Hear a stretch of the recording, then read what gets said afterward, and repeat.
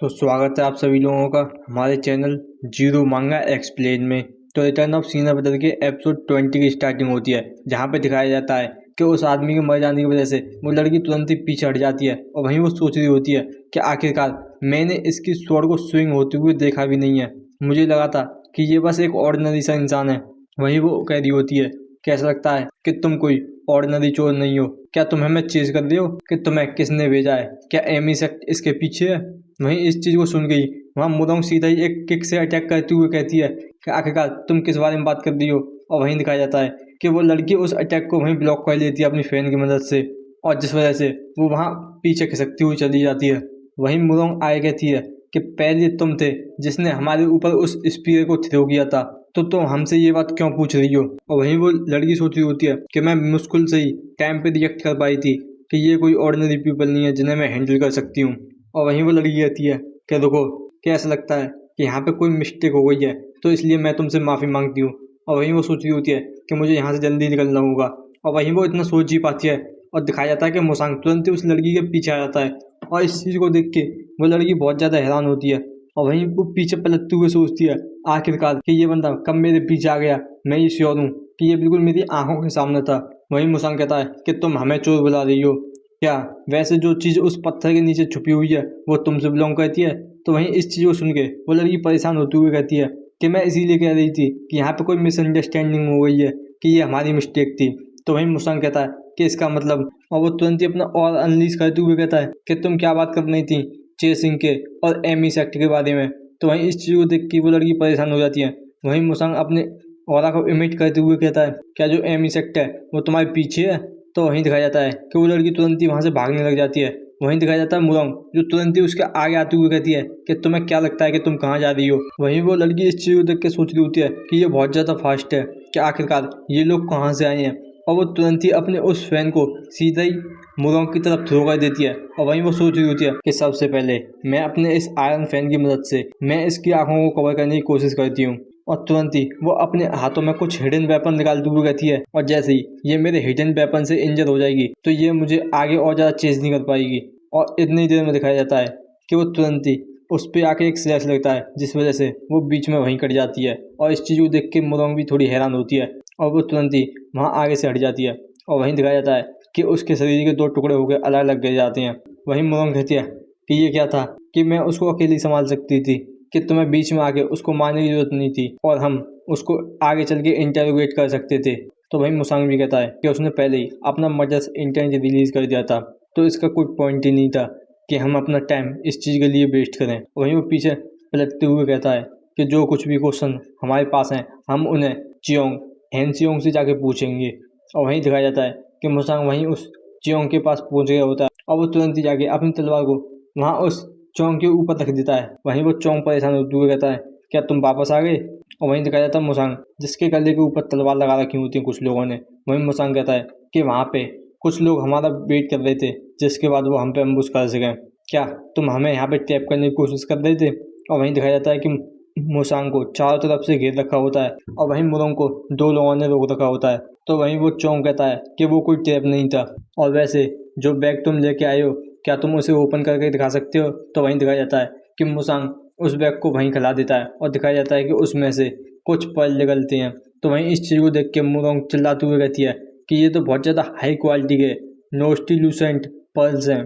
तो वहीं चौंग भी कहता है कि हाँ, अगर किसी को अंडरवर्ल्ड के बारे में पता है तो इसका मतलब नहीं है कि वहाँ के लिए हर एक कोई जा सकता है। तो मैं सबसे पहले उनकी रिक्वेस्ट को फुलफिल करना होगा। ये जो न्यूसिल्यूसेंट पर्ल्स हैं वो अंडरवर्ल्ड वालों के लिए बहुत ज़्यादा वैल्यूएबल हैं, और जो कोई भी वहाँ उस अंडरवर्ल्ड में जाना चाहता है तो उसको 5 हाईएस्ट क्वालिटी के ये पर्ल्स देने होते हैं। तो वहीं मुसांग भी पूछता है तो आखिरकार वो दोनों कौन थे। तो वहीं चौंग भी बताते हुए कहता है कि जो अंडरवर्ल्ड है वो हर 3 महीने में माइग्रेंट्स को आने के लिए अलाउ करता है, और उससे भी ज़्यादा वो खाली 10 लोगों को अलाउ करते हैं। और आज शाम का ही वो दिन है, और जो लिमिटेड 10 लोगों की वो पहले रीच कर चुकी है। और जो विक्ट ब्लड विच और स्पीयर कोच था वो उन 10 लोगों में से थे, और अब जब वो लोग मर चुके हैं तो यहाँ पे 2 लोगों के लिए वैकेंसी खाली है। तो वहीं इस चीज़ को सुन के मुरंग चिल्लाते हुए कहती है क्या विक्ट ब्लड विच और स्पीयर कोस्ट, क्या वही दोनों जो वहाँ पिछले साल एमी सेक्ट के इंसिडेंट के लिए रेस्पॉन्सिबल थे। तो वहीं मुसांग भी पूछता है कि क्या तुम इन लोगों को जानती हो। तो वहीं मुदांग बताते हुए कहती हैं कि पिछले साल एमी सेक्ट के एक फर्स्ट ग्रेड का डिसाइपल और 7 सेकंड क्लास के डिसाइपल इस जियांगसू में एक्सपीरियंस के लिए बाहर आए थे, मगर वो सभी मरे हुए मिले और उनको बहुत बुरी तरीके से मारा गया था। हर एक तरफ ब्लड ही ब्लड था और उनकी जो बॉडी थी वो सच में बहुत ज़्यादा बुरी हालत में आ गई थी। और जब स्टडी की गई और एविडेंस को इकट्ठा करा गया उनके कॉप्स से, तो मालूम पड़ा कि उन सभी चीज़ों के पीछे इन दोनों लोगों का ही हाथ था।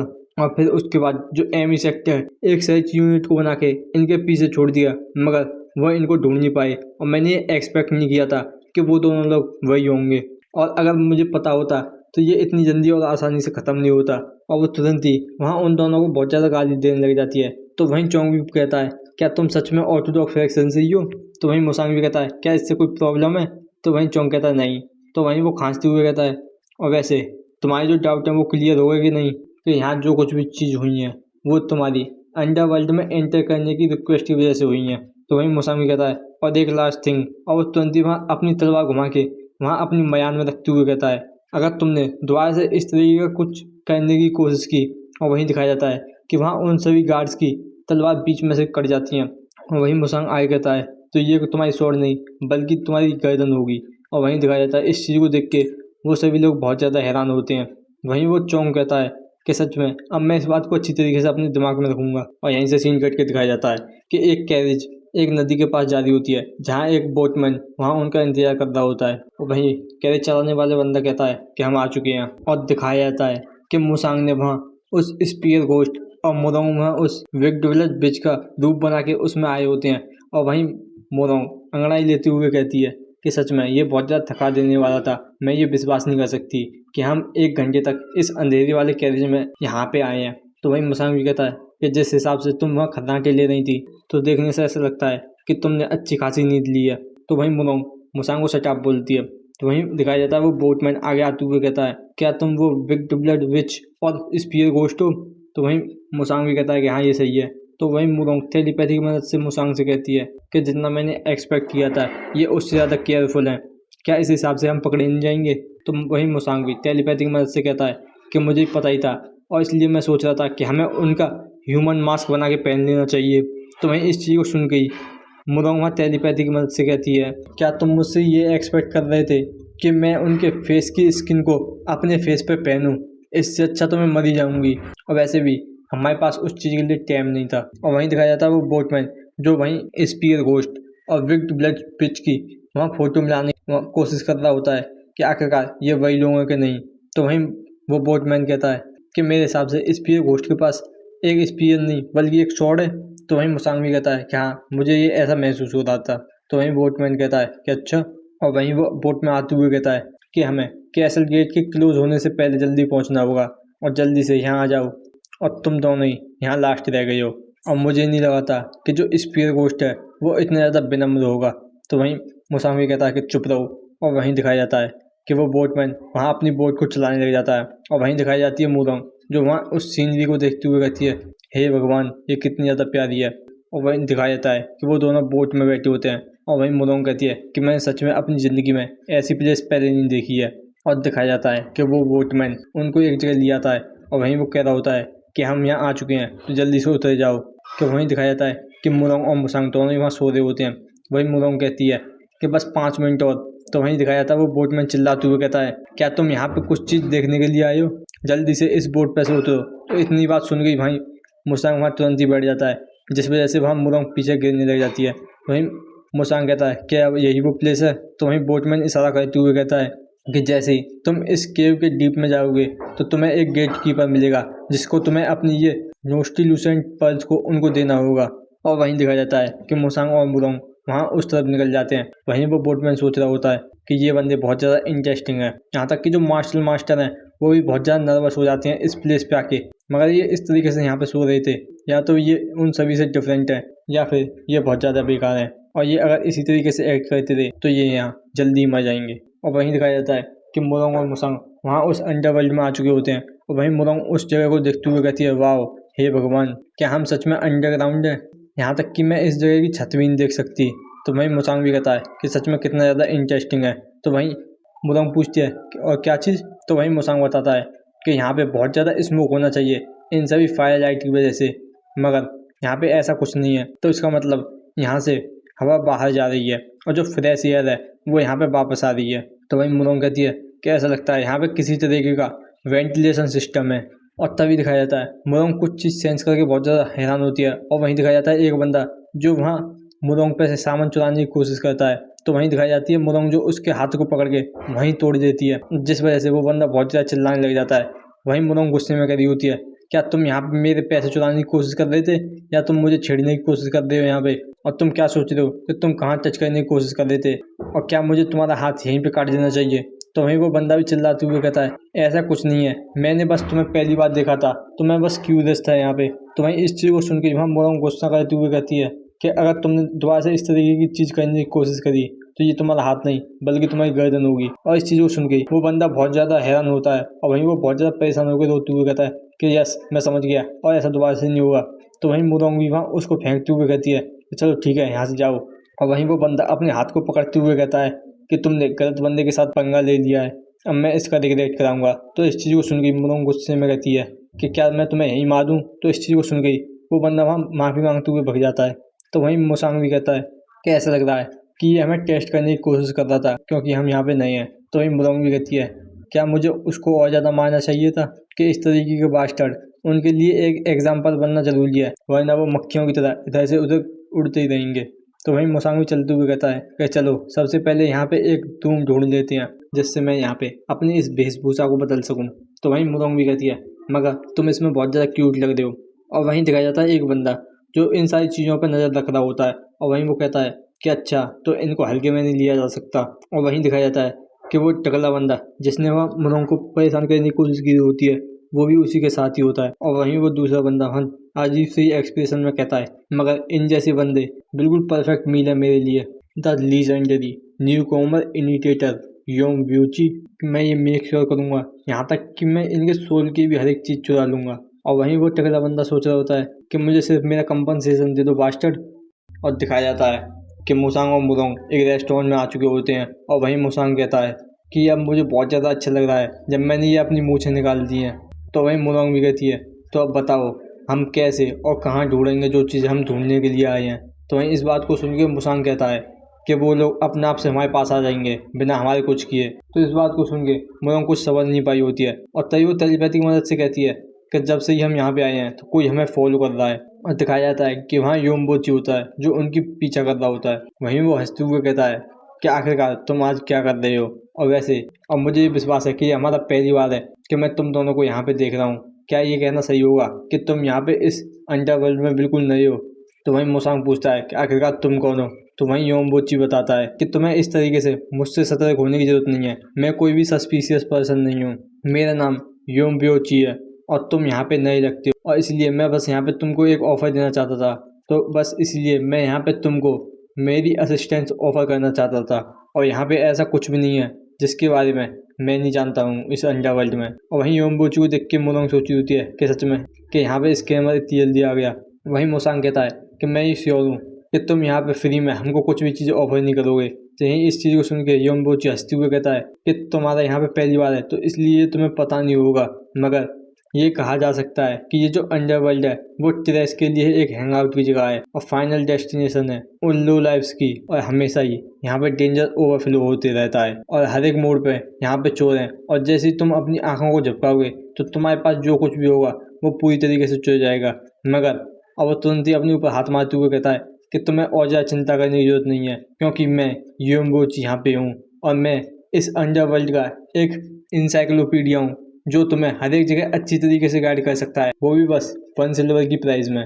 वहीं इस चीज़ को सुन के मुसांग थोड़ा हैरान होने की एक्टिंग करता है और तुरंत ही हाथ मिलाते हुए कहता है कि बहुत अच्छे, कि हमारे लिए ये बहुत बुरा हो जाएगा मगर अब हम सेफ हैं, तुम्हारा बहुत ज़्यादा थैंक यू और हम बहुत ज़्यादा ग्रेटफुल हैं और आप हमारी अच्छी तरीके से केयर रखना मैनेजर योम।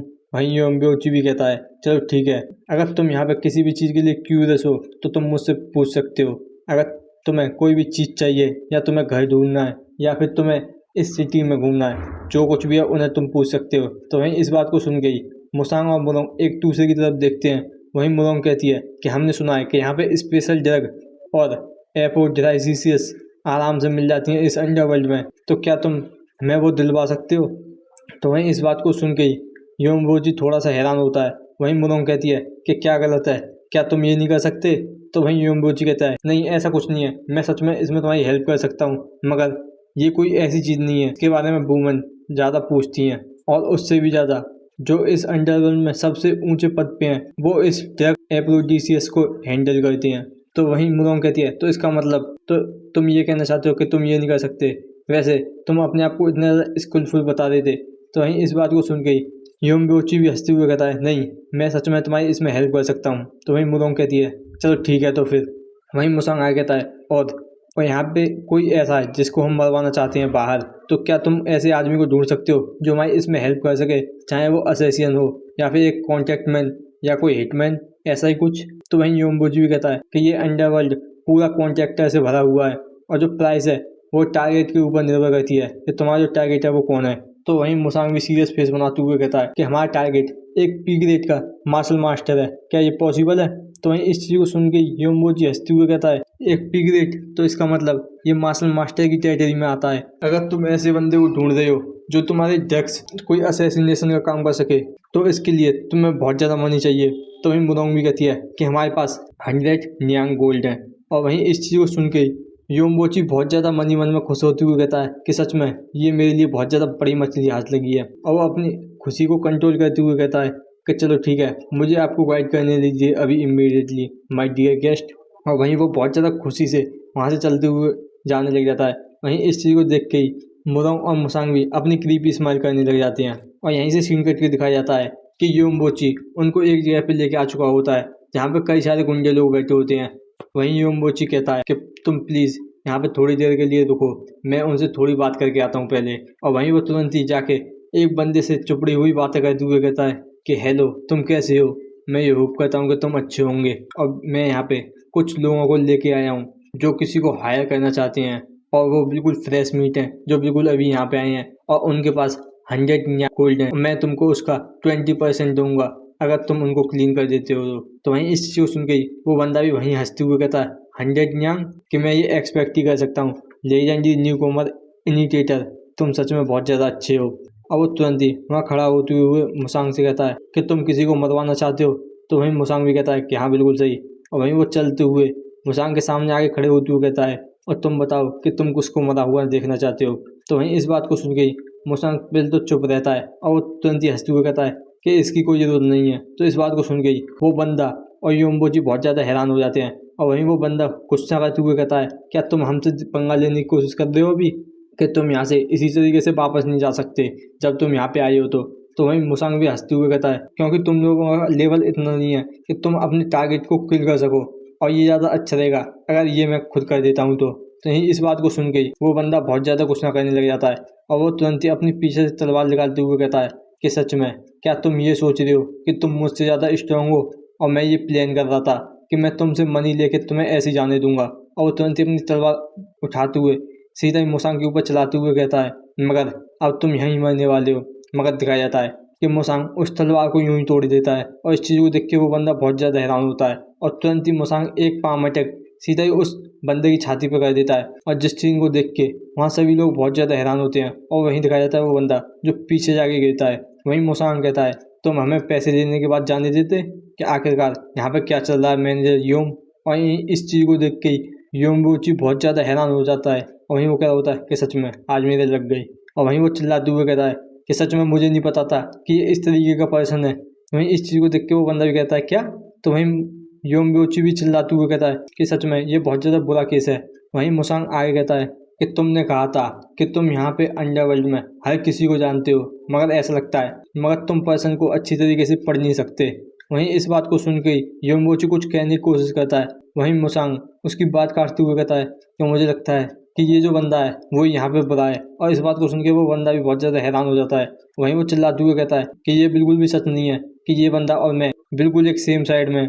मगर दिखाया जाता है तुरंत ही मुसांग तुरंत ही उस पर अटैक करने के बाद कहता है कि तुम्हारा माइंड अभी भी अच्छी जगह पे नहीं है जो तुम मैंने योम की इस तरीके से इंसल्ट कर रहे हो, और ऐसा लगता है कि तुम्हें यहाँ पे एक अच्छी खासी पिटाई की ज़रूरत है, और तुम क्या सोचते हो इस बारे में मैंने योम। और वहीं इस चीज़ को सुन के यूम ब्योची बहुत ज़्यादा हैरान होता है और वहीं वो परेशान होते हुए कहता है कि हाँ बिल्कुल सही, अब इतना कह ही पाता है कि मुसांग उसकी बात काटते हुए कहता है, क्या तुमने ये कहा कि ये जो बंदा है कि इसको थोड़ी पनिशमेंट की जरूरत है? चलो ठीक है। और वो तुरंत ही अपना फिस्ट बनाते हुए कहता है कि मैं तुम्हारे लिए इसको एक रिवॉर्ड दूंगा। और वहीं दिखाया जाता है इस चीज़ को देख के ही कि मुसांग उसको कितनी बुरी तरीके से पीट रहा है। यूम ब्योची की बहुत ज़्यादा बुरी हालत हो जाती है और वहीं दिखाया जाता है वहीं मुसांग उसको पीटने के बाद कहता है कि चलो ठीक है, इस बंदे से तो हमारी डील खत्म हुई।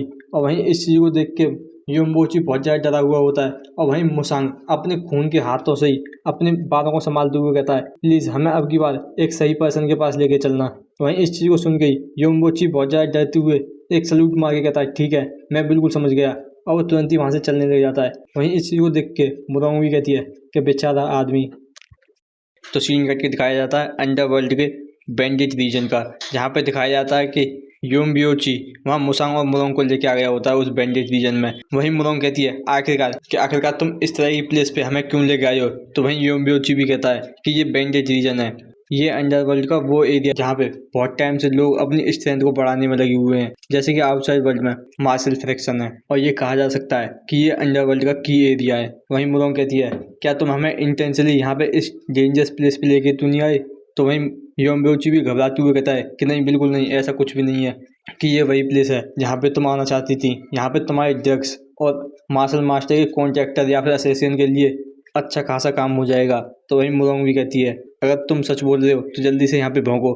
तो वहीं दिखाया जाता है यूम ब्योची जो वहाँ भौंकने भी लग जाता है। वहीं मुरोंग कहती है, चलो ठीक है तुम सच ही बोल रहे होगे।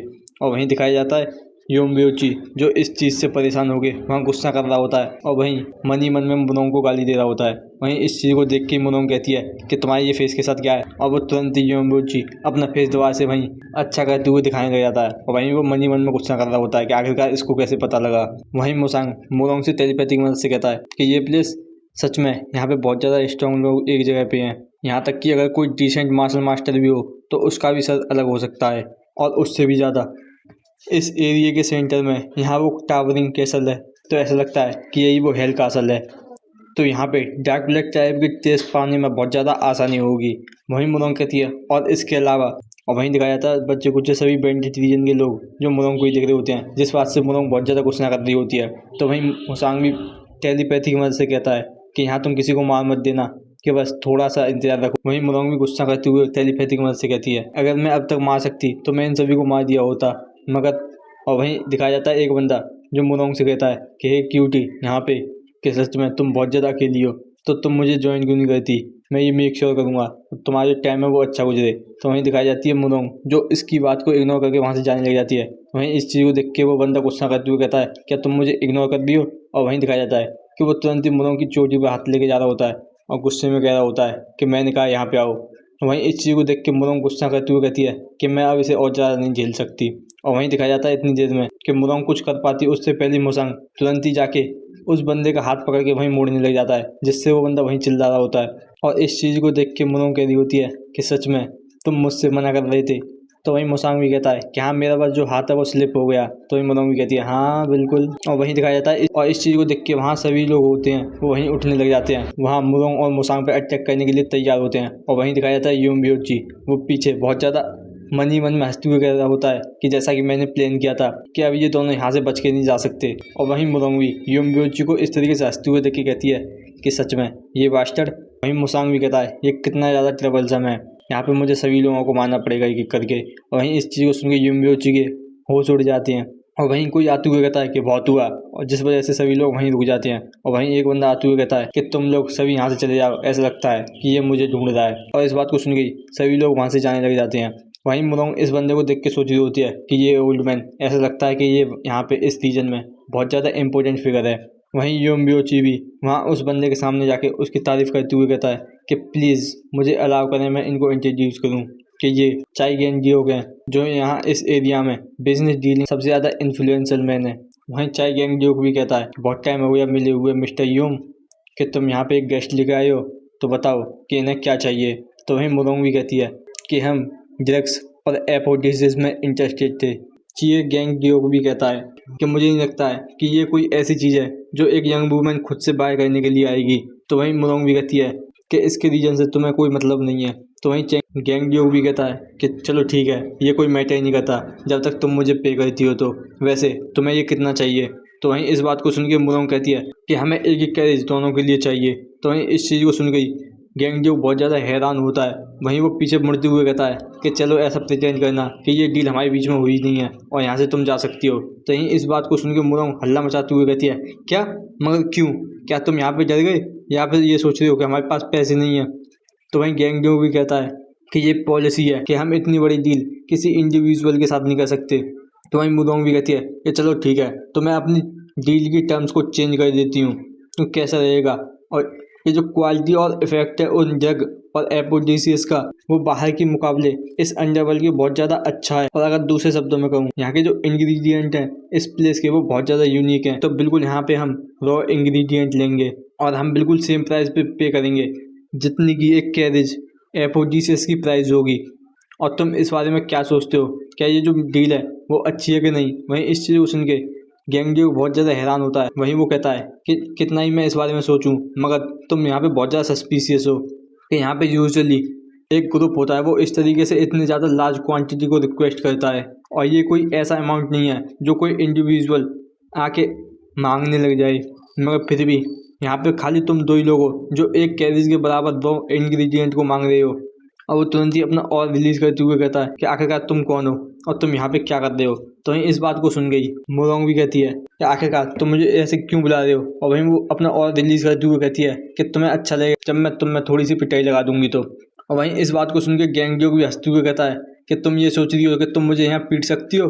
और वो तुरंत ही वहाँ अपने हाथ में एक अटैक बनाते हुए कहता है कि सच में तुम अपने आप में बहुत ज़्यादा बड़ी हुई हो। वहीं मुरोंग मुसांग से कहती है कि इसमें इंटरफियरेंस मत करना, इसे मैं अपने आप से संभाल लूंगी। तो वहीं मुसांग भी कहता है ठीक है। और वहीं दिखाया जाता है गैंग ड्यूक जो तुरंत ही वहाँ मुरोंग पे अटैक करने के लिए बढ़ गया होता है। वहीं वो कह रहा होता है कि तुम मरो यहीं पे। और वहीं दिखाया जाता है कि जैसे ही वो अटैक करने के लिए आगे बढ़ता है वो कुछ देख के हैरान हो जाता है। वहीं वो मन में सोचने लग जाता है आखिरकार वो कहाँ गायब हो गई, कि अभी वो मेरे आंखों के सामने थी, वो कहाँ जा सकती है? और दिखाया जाता है कि मुरोंग उसके पीछे आ गई होती है। वहीं ये बात गैंग ड्यूक को भी पता लग जाती है और वो तुरंत ही पीछे देखने लग जाता है। वहीं वो सोच रहा होता है कि ये बहुत ज़्यादा लेट हो गया है कि मैं इसे डॉज कर सकूं, मुझे जल्दी यहाँ इसे ब्लॉक करना होगा। मगर इतनी देर में दिखाया जाता है कि एक अटैक जैसे ही गैंग ड्यूक पे लगने वाला होता है तो गैंग ड्यूक अपने आप को बचाने की कोशिश करता है। मगर दिखाया जाता है कि मुरोंग उस अटैक को लेकर आगे बढ़ते हुए वहाँ योम्योची के आगे मार देती है, जिस बात से वहाँ मुसांग और गैंग ड्यूक बहुत ज़्यादा हैरान हो जाते हैं। वहीं गैंग ड्यूक भी वहाँ रोते हुए कहता है कि आखिरकार मैं ही क्यों? तो वही मुरोंग कह रही होती है कि मुझे माफ़ कर देना कि ये जो ओल्ड मैन है इसकी जो टेक्निक है वो बहुत ज़्यादा अच्छी है, तो इसलिए इसने मेरे अटैक से ब्लॉक कर लिया और आखिर में मैंने तुम पे एक्सीडेंटली हिट कर दिया। और मैं सच में तुम्हें अटैक करना नहीं चाहती थी, कि ऐसा कुछ नहीं है कि मैं एंग्री थी और इसलिए मैंने तुम पे अटैक कर दिया।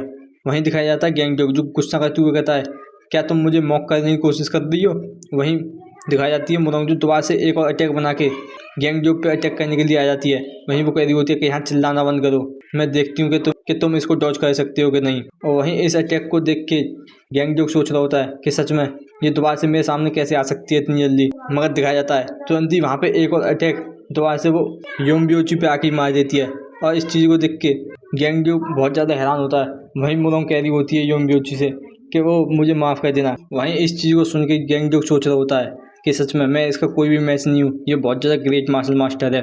वहीं दिखाई जाती है मुरोंग जो पीछे पलटते हुए कह रही होती है कि तुम कितने ज़्यादा क्रूल हो ओल्ड मैन, कि मैनेजर योम को एनिमी, कि तुम्हारी हिम्मत भी कैसे हुई कि तुमने हमारे बेनिफैक्टर को इस तरीके से इंजर करने की कोशिश की। मैं सच में तुम्हें बिल्कुल भी नहीं छोड़ूंगी। वहीं इस चीज़ को देख के गैंग ड्यूक बहुत ज़्यादा हैरान होकर सोच रहा होता है कि सच में ये बहुत ज़्यादा खतरनाक है।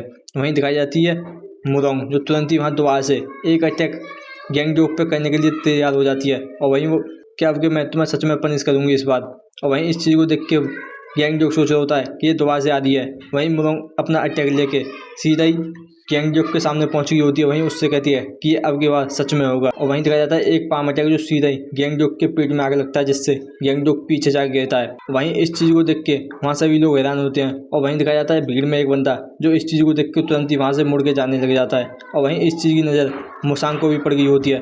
वहीं वो कह रहा होता है कि ये बंदा, कि इसका और अब बिल्कुल डार्क ब्लड टाइप के लोगों की जैसा वाइब दे रहा है मुझे। वहीं दिखाया जाता है मुसांग जो अपने पास से कुछ चीज़ निकाल के वहाँ फोड़ देता है। और वहीं दिखाया जाता है कि वो सेंट सी जाके उस बंदे के जाके लग जाती है जो वहाँ से जा रहा होता है। वहीं मुसांग दोबारा से मोरोंग की तरफ देखने लग जाता है। वहीं दिखाया जाता है मोरोंग ने वहाँ उन दोनों को अच्छी तरीके से पीट दिया होता है।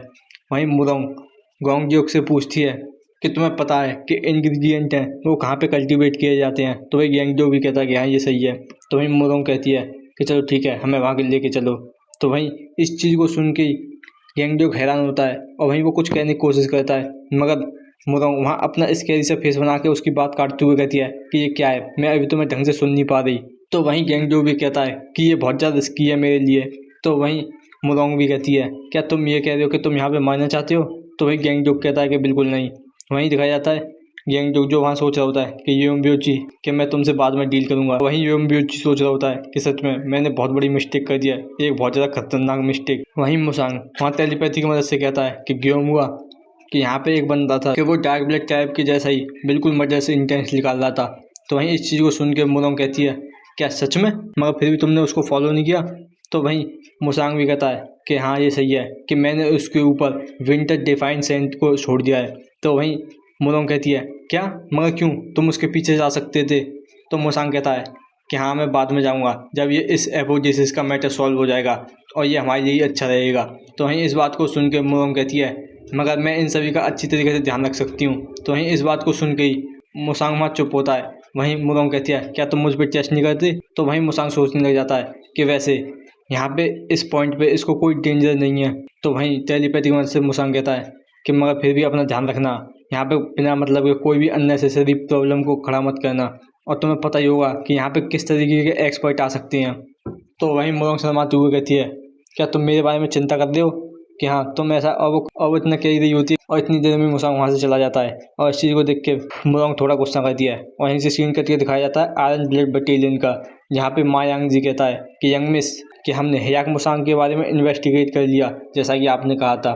तो वहीं चियोलजिवा भी कहती है कि मुझे रिपोर्ट कर दो उसके बारे में। तो मा यांगजी कहता है कि वो सच में उस मार्शल अकेडमी का डिसाइपल है, कि वो बस खाली उस राइटेजियस इविल वॉर के टाइम पे मुरीम अलायंस के लिए काम करने के लिए उस वॉर में गया था, और उसके बाद उसकी पूरी लाइफ इस यांगजू काउंटी में ही गुजरी है और वहाँ पे उस एरिया में सब लोग इसको जानते हैं, तो वो बचपन से ही यहीं रहा है। तो इस बात को सुन के चियोलजिवा कहती है कि ये कितना ज़्यादा इंटरेस्टिंग है यांगजी, क्या तुम ये सोच सकते हो कि एक डिसाइपल एक मार्शल अकेडमी का इतना स्ट्रॉन्ग हो सकता है। तो वहीं मा यांगजी भी कहता है क्या ये हो सकता है जो हयाक मुसांग है कि वो शैडोलेस हो। तो वहीं इस बात को सुन के चियोलजिवा भी कहती है कि शैडोलेस। तो वहीं मा यांगजी कहता है कि हाँ एक लीजेंडरी स्वॉर्डमैन एसोसिएशन जिसने 20 हाई रैंकिंग एक्सपर्ट को ग्रेट राइटेजियस इविल वॉर में बिना अपनी शैडो को ट्रेस छोड़े हुए आराम से असैसिनेट कर दिया। तो वहीं चियोलजिवा कहती है और तुम ऐसा क्यों सोचते हो।